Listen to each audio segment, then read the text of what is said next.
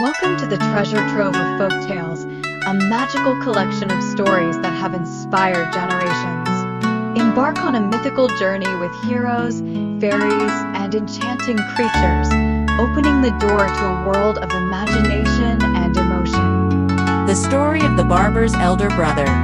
Dear King, long ago, in the splendid capital of Baghdad, there lived a barber, famous not only for his skillful hands, but also for his endless talkative mouth. Few people knew that this barber had 6 brothers, each with a strange and ironic fate, as if born only to fascinate heaven and earth with thrilling stories.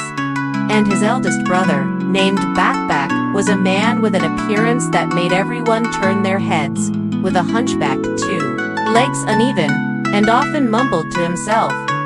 People thought he was a crazy, wandering man, but if you look closely, you will see in his eyes something very deep as an abyss, capable of swallowing all light. Backback was once a successful merchant.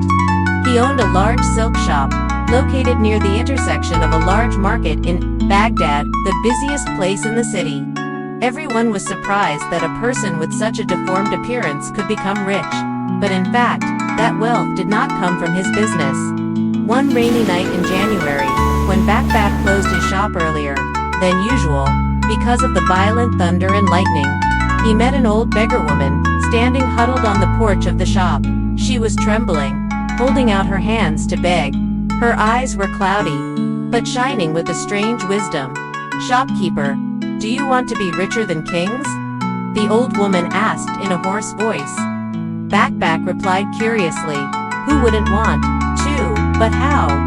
Follow me tonight. I will show you a place that no one has ever dared to set foot in for generations." For some reason, as if prompted by an invisible force, Backback locked the shop and followed the old woman. They walked through the dark alleys, to a corner of the city that had been abandoned centuries ago, because of the curse of the snake god. There, the old woman reached out and touched a stone slab. A hidden door slowly opened, revealing a spiral, stone staircase that led deep underground. Go down, and don't look back. When you see a wooden statue of a weeping man, touch the statue's heart. The treasure door will open. Backback did as he was told. Trembling down the 17 steps, he saw the statue, shedding tears like amber resin. He gingerly touched the statue's chest. Boom. The whole ground shook. The stone wall split in two, revealing a room filled with sparkling light, chests of gold, jade, and even strange objects. Peacock eggs, dried dragon heads, glass jars, fish swimming in the air. But before he could touch anything, 3 white figures like smoke appeared from the back wall.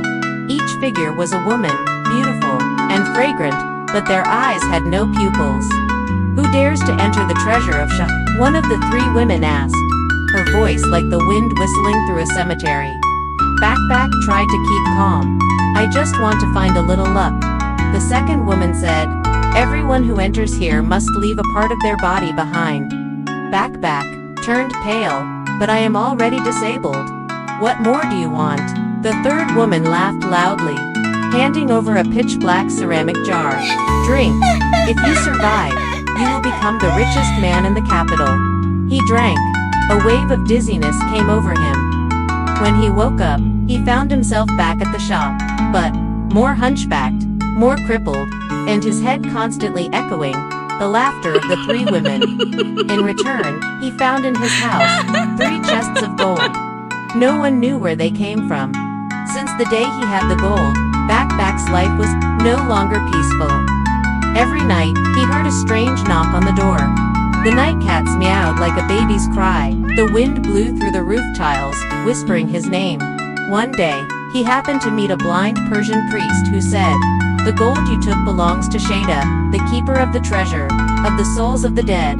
Every night, a soul comes to you and demands its share.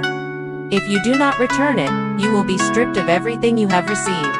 Backback asked fearfully, "What should we do?" "Go west, through the Alhambra desert, to the stone pillar with the shape of a snake winding around it. There was a man named Bin al-Zahra, the only one who could lift the curse."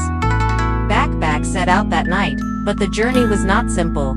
He got lost in an illusory oasis, was almost eaten by a herd of centaurs, and was tricked by a tribe pretending to be gods.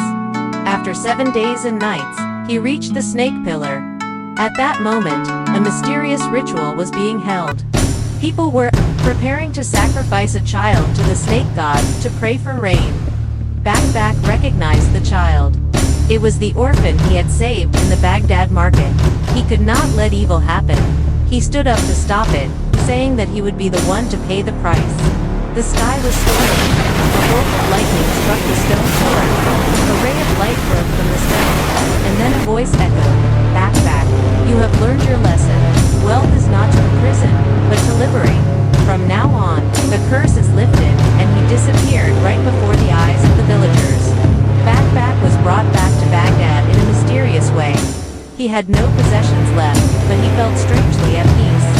From then on, he lived in a small house by the river, and specialized in treating the poor.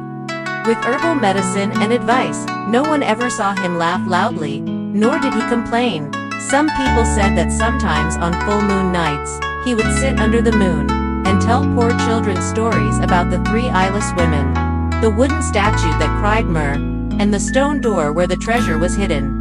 "Tell the story up to here." Scheherazade smiled mysteriously and gracefully in an ancient dance, as if inviting, as if attracting the king, who was still dreaming, to the exciting story that followed. And that, Your Majesty, is the mysterious story of the eldest brother, who once touched the treasure, at the cost of both body and soul. But if Your Majesty is still a little curious, then please listen to the story of the barber's second brother, who once entered the labyrinth of love, where curses took the form of a beautiful woman, full of twists and turns and mysteries. The tale has come to an end, yet the magic of these legends lives on in your heart. Keep dreaming and spreading the wonder.